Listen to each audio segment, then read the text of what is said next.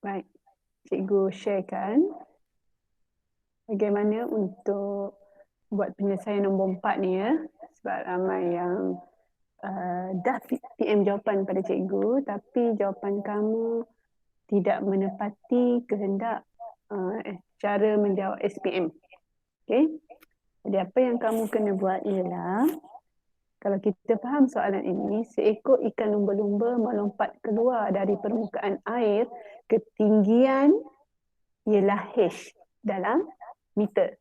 Dicapai selepas T saat diberi oleh H sama dengan negatif 3T kuasa 2 tambah 11T tambah 4. Soalan, bilakah ikan lumba-lumba itu menyentuh permukaan air? Okay, apa maksud soalan ini? Okay, dia nak kita cari masa pada ketika ikan lumba-lumba itu menyentuh permukaan air. Okay. Cuba kita rujuk dalam ayat ini. Ketinggian iaitu H dalam meter dicapai selepas T saat. Okay.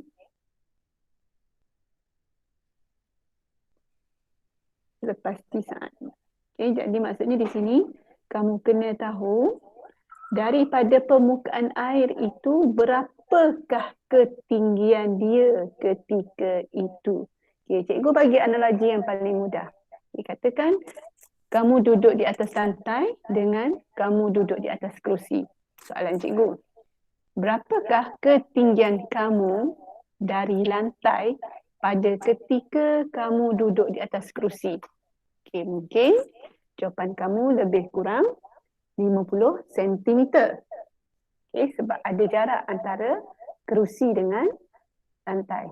Okay, tapi jika cikgu ubah soalan, berapakah ketinggian kamu dari lantai ketika kamu duduk di atas lantai? So, ketinggian pada ketika itu adalah sifar. Okay, jadi H pada ketika itu adalah sifar. Sama dengan soalan ini. Okay, ketinggian H dalam meter dicapai selepas saat diberi oleh H. Okay, ketinggian dia ialah H. Okay, pada ketika dia menyentuh permukaan air. Jadi berapa ketinggian dia permukaan air itu dengan ikan dolphin? Okay, antara permukaan air dengan ikan dolphin, berapa ketinggian pada saat ikan itu menyentuh permukaan air? Nampak tak? Ketinggian dolphin dengan permukaan air. Okay, cikgu lukis sikit. Okay, katakan ni permukaan air, ni dolphin. Okay. Tapi dia kata, okay, ini adalah H. Soalan tanya, berapakah H pada ketika dolphin ini menyentuh permukaan air? Berapakah H dia? Okay, H pada ketika ini adalah sifar. Jadi dengan kata lain, persamaan ini kamu perlu ubah kepada bentuk H sama dengan sifar. Jadi dia akan menjadi sifar sama dengan negatif 3T kuasa 2 tambah 11T tambah 4. Baik. Suka cikgu ingatkan di sini, apabila kita nak menyelesaikan soalan dalam bentuk pemfakturan, kamu mestilah menukar bentuk persamaan itu kepada positif. Okay? Maksudnya dalam soalan sekarang, perkali bagi T kuasa 2 adalah negatif 3.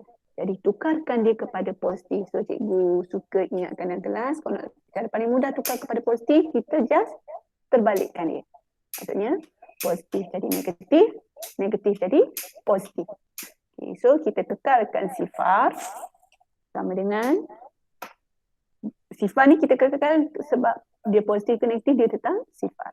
Okay, so jadi positif 3T kuasa 2 tolak 11T tambah tolak 4. Okay, bila dah dapat macam ni, barulah kita fakturkan. Fakturkan sama dengan sifar.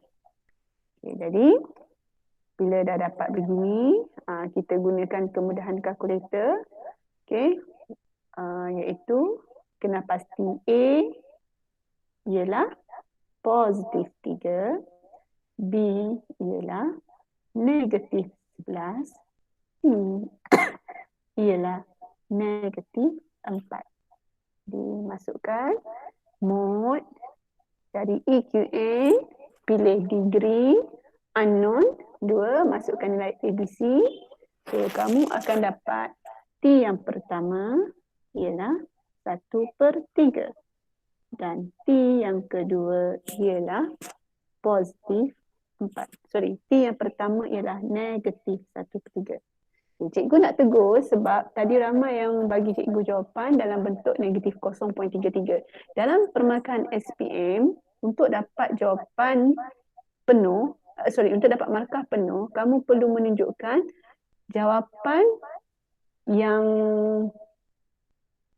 tidak menunjukkan kamu menggunakan kalkulator ketika pemfaktoran. Okay, jadi cara dia, cikgu shortcutkan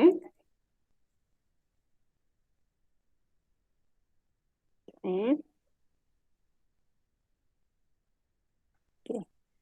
Oleh kerana ini ialah negatif 1/3, jadi nombor 3 di bawah ini kita ke kiri. So dia akan jadi 3 T. Operasi negatif ini akan menjadi positif 1. T sama dengan 4 akan menjadi T tolak 4. Okey.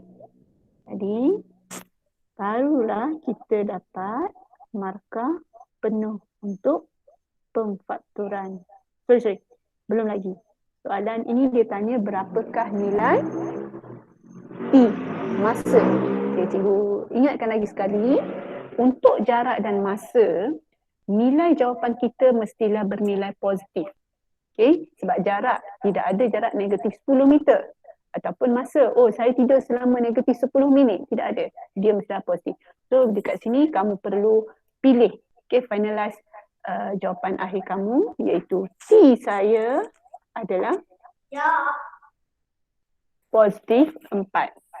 Okay, ini adalah jawapan terakhir kamu. Jadi, barulah selesai.